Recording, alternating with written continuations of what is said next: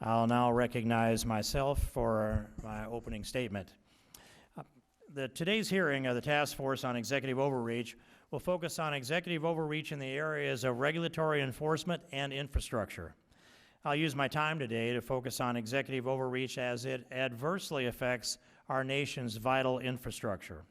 Federal mandates and untimely regulatory actions can often limit the efficient investment of the nation's core infrastructure funds. One prominent example that comes to mind is the misuse of the Highway Trust Fund to pay for liberal policy goals rather than to build and maintain our roads and bridges.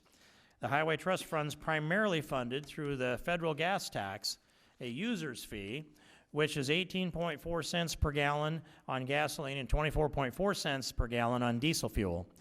Rather than spending every penny directly to build, maintain, and repair our roads and bridges, the Highway Trust Fund is being diverted to pay for Davis-Bacon wages, bike trails, squirrel sanctuaries, and environmental and archaeological studies and compliance. Davis-Bacon wages, for example, make highway construction projects 20% more expensive than they would otherwise be if competitive market-driven wages were paid. And by the way, those would be my numbers that come from our construction company that has been busy doing this kind of work for 41 years. The reason for these inefficiencies in the Highway Trust Fund largely lay at the feet of a dormant Congress that delegated funding decisions to the unaccountable bureaucrats in the executive branch.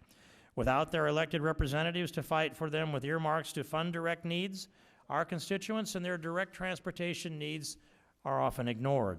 Furthermore, federal executive branch demands for dedicating transportation funds to secondary activities such as bicycle and pedestrian trails and landscaping often interfere with the funding mechanisms and list of priorities for core infrastructure programs as understood by the states involved.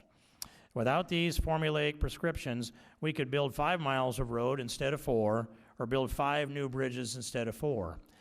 New layers of process upon process imposed in the name of protecting the environment can also significantly delay infrastructure improvements, even when many such improvements are known to have no significant environmental impacts.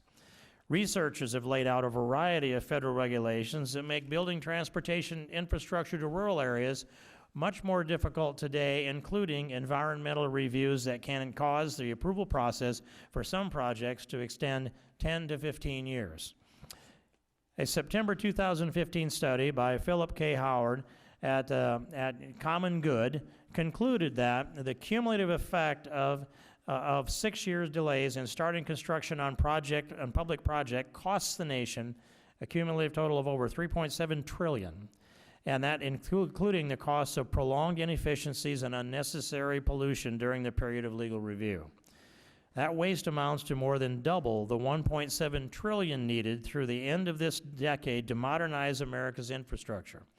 As the author of that report noted, no one deliberately designed America's infrastructure approval systems. It is an accident of legal accretion over the past 50 years. Environmental review was supposed to highlight major issues in 300 pages or less on complex projects so that officials could make an informed decision. As practiced today, environmental review often harms the environment.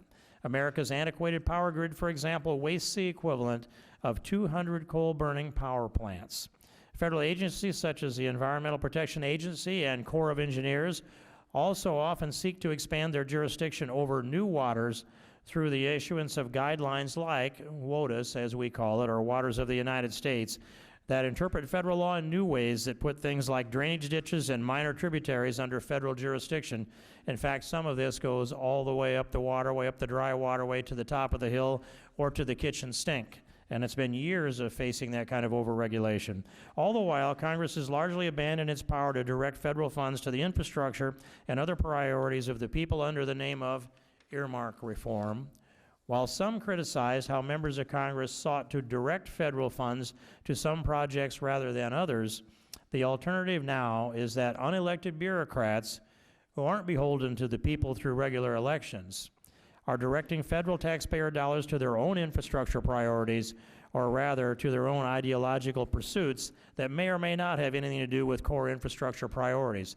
In other words, the earmarking that was done by individual members of Congress in the interest of their constituents in the light of day that was focused on those priorities of infrastructure now has been handed over to the executive branch of government for them to select those earmark priorities as opposed to members of Congress who are up for election and re-election. Members of Congress are uniquely positioned to better understand the need of their constituents and their districts. Renewing the use of earmarks is an important method to restore Article I authority in Congress and to exercise the powers of the purse. Prudent and authorized earmarks are an appropriate use of congressional spending authority and ensure that Congress controls the purse strings rather than continuing to improperly delegate authority to unelected, unaccountable bureaucrats.